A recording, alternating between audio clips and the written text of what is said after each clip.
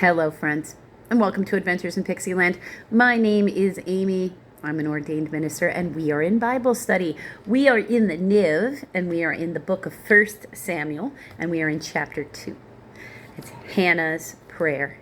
Now, Hannah has just handed over her 3 or 4-year-old son to the high priest Eli at the tabernacle that has been set up, the tent structure, permanently set up at Shiloh at this point, because that's what she promised God. She just waited until she weaned the boy before she handed him over. Hannah's prayer. Then Hannah prayed and said, "My heart rejoices in the Lord. In the Lord my horn is filled high. My mouth boasts over my enemies, for I delight in your deliverance. There is no one holy like the Lord. There is no one besides you. There is no rock like our God. Do not keep talking so proudly, or let your mouth speak such arrogance. For the Lord is God who knows, and by him deeds are weighed. The bows of the warriors are broken, and those who stumble are armed with strength. Those who were full hired themselves out for food, but those who were hungry hunger no more. She who was barren has borne 7 children, and she who has many sons pines away. The Lord brings death and makes alive. He brings down to the grave and raises up. The Lord sends poverty and wealth. He humbles and he exalts. He raises the poor from the dust and lifts the needy from the ash heap. He seats them with princes and has them inherit a throne of honor. For the foundations of the earth are the Lord's. Upon them he has set the world.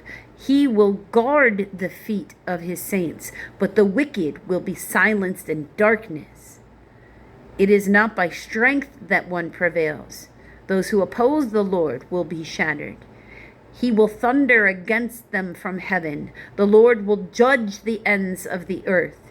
He will give strength to his king and exalt the horn of his anointed. Then Elkanah went home to Ramah, but the boy ministered before the Lord under Eli the priest. Eli's wicked sons. Eli's sons were wicked men. They had no regard for the Lord. Now it was the practice of the priests with the people that whenever anyone offered a sacrifice, that while the meat was being boiled, the servant of the priest would come with a 3-pronged fork in his hand. He would plunge it into the pan or the kettle or the cauldron or the pot, and the priest would take for him whatever the fork brought up. This is how they treated all the Israelites who came to Shiloh. But even before the fat was burned, the servant of the priest would come and say to the man who was sacrificing, "Give the priest some meat to roast. He won't accept boiled meat from you, but only raw." If the man said to him, "Let the fat be burned first, then take whatever you want," the servant would then answer, "No, hand it over now. If you don't, I'll take it by force." Then this sin of the young man was very great in the Lord's sight, for they were treating the Lord's offering with contempt. There's a thing for they with a footnote of H. And Hebrew, no, sorry, that's a different one. It's or men. For men were treating the Lord's offering with contempt. Okay. And in this case, he really means mankind. But Samuel was ministering before the Lord. A boy wearing a linen ephod. Each year his mother made him a little robe and took it to him when she went up with her husband to offer the annual sacrifice. Eli would bless Elkanah and his wife by saying, "May the Lord give you children by this woman to take the place of the one she prayed for and gave to the Lord." Then they would go home, and the Lord would be gracious to Hannah. She conceived and gave birth to 3 sons and 2 daughters. Meanwhile, the boy Samuel grew up in the presence of the Lord. Now Eli, who was very old, heard about everything his sons were doing to all Israel, and how they slept with the women who served at the entrance to the tent of the meeting. So he said to them, "Why do you do such things? I hear from all the people about these wicked deeds of yours. No, my sons, it is not a good report that I hear spreading among the Lord's people. If a man sins against another man, God," or the judges, "may mediate for him. But if a man sins against the Lord, who will intercede for him?" His sons, however, did not listen to their father's rebuke, for it was the Lord's will to put them to death. So the Lord had already hardened their hearts. And the boy Samuel continued to grow in stature and in favor with the Lord and with the men. Prophecy against the house of Eli. Now a man of God came to Eli and said to him, "This is what the Lord said. Did I not clearly reveal myself to your father's house when they were in Egypt under Pharaoh?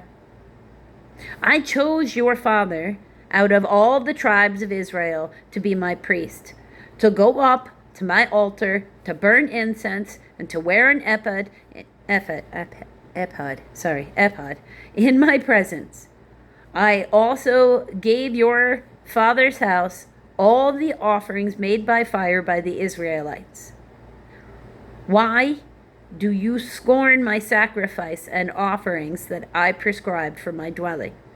Why do you honor your sons more than me by fattening yourselves on choice parts of every offering made by my people Israel? Therefore the Lord, the God of Israel, declares, I promised that your house and your father's house would minister before me forever. But now the Lord declares, far be it from me. Those who honor me, I will honor, but those who despise me will be disdained. That's so not good. I would not want to be disdained by God. The time is coming that I will cut short your strength and the strength of your father's house, so that there will not be an old man in your family line. And you will see distress in my dwelling. Although good will be done to Israel, in your family line, there will never be an old man. Every one of you that I do not cut off from my altar will be spared, only to blind your eyes with tears and to grieve your heart, and all your descendants will die in the prime of life. And what happens to your 2 sons, Hophni and Phinehas, will be a sign to you. They will both die on the same day. I will raise up for myself a faithful person who will do according to what is in my heart and mind. I will firmly establish my house, and he will minister before my anointed one always. Then everyone left in your family line will come and bow down before him for a piece of silver and a crust of bread, and plead, appoint me to some priestly office so I can have food to eat. Wow. So God doesn't like the way the Levites are acting, the children of Aaron, and he's about to come in and lay a smackdown so that they remember they serve the Lord, not the Lord serves them. And I gotta say, the arrogance in there, right? It can be extreme. So, good for him. Good for the Lord. I like it. Until the next video, friends.